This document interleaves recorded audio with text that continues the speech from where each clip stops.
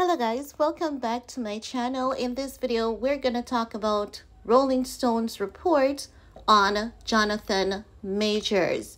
If you're not aware, a former colleague of Jonathan Majors basically told the Rolling Stone that Majors has aggressive behavior back in the day.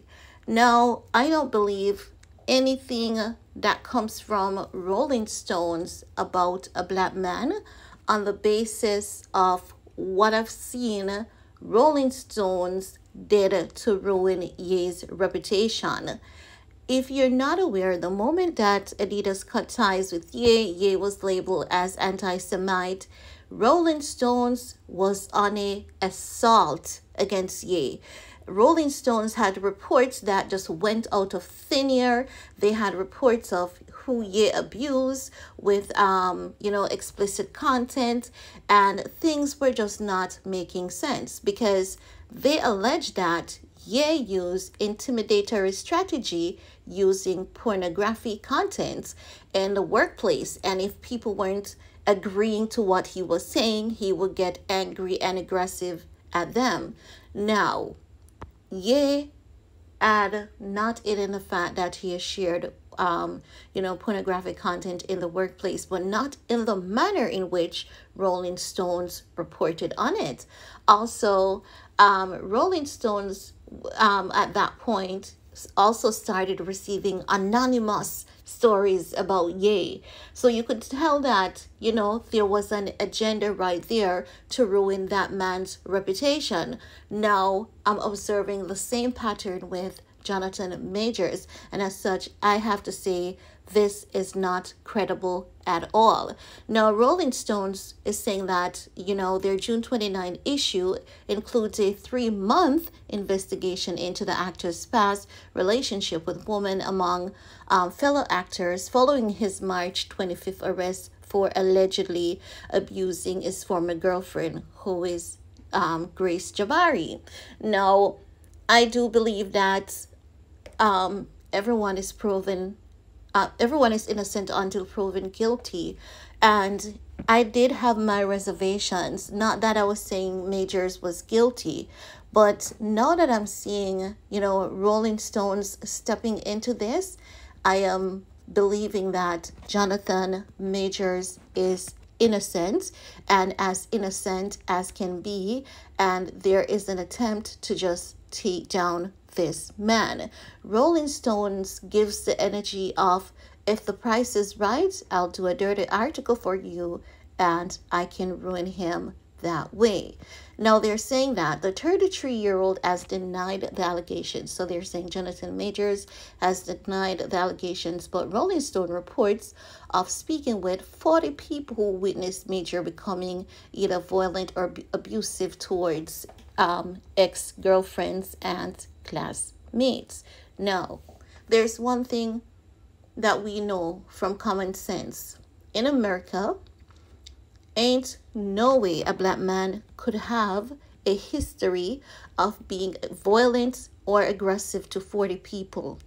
From his at number 5, you would have a criminal record. He would be behind bars, and he would be notoriously known as a nemesis.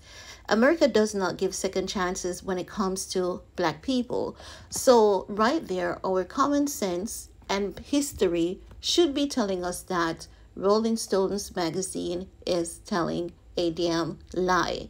Once again, this story is, if the price is right, I'll publish the article. Now, they're saying that one schoolmate said Majors was really gentleman-like and sweet, but then he could also be really cold, scary, and violent. Rolling Stone said that 9 people witnessed Majors allegedly strangling a woman. So you're telling me that there are 9 accomplices to a crime?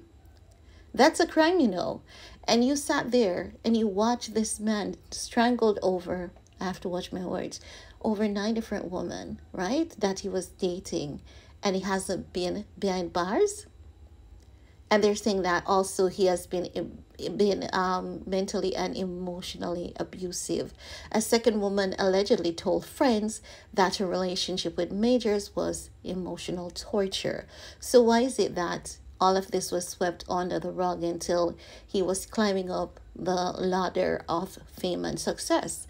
This, I don't know what is going on, but it's given history does repeat itself. It's given we're free, but we're not free. It's just not making any sense. And I want you all to just think about it for a second. I'm not saying that these things could not have happened, but if they did in fact happen, you wouldn't have been able to get away with so much for so long, and the color of his skin would make him automatically guilty and behind bars by default. So that's one thing we need to put into perspective. No, this is saying one woman said Majors wanted her to be submissive and allow him to control every aspect of their lives, including what and when to eat. But we saw when Grace said that, he did what he did. Grace was at the club having a really good time. So it's not giving the sense that not Jabari, but Majors is a submissive type of guy. Now, but let's continue. Rolling Stones also reported that Majors was aggressive with fellow actors and that they were afraid of him. What fellow actors? And his fellow actors are saying that he's innocent until proven guilty. So what fellow actors?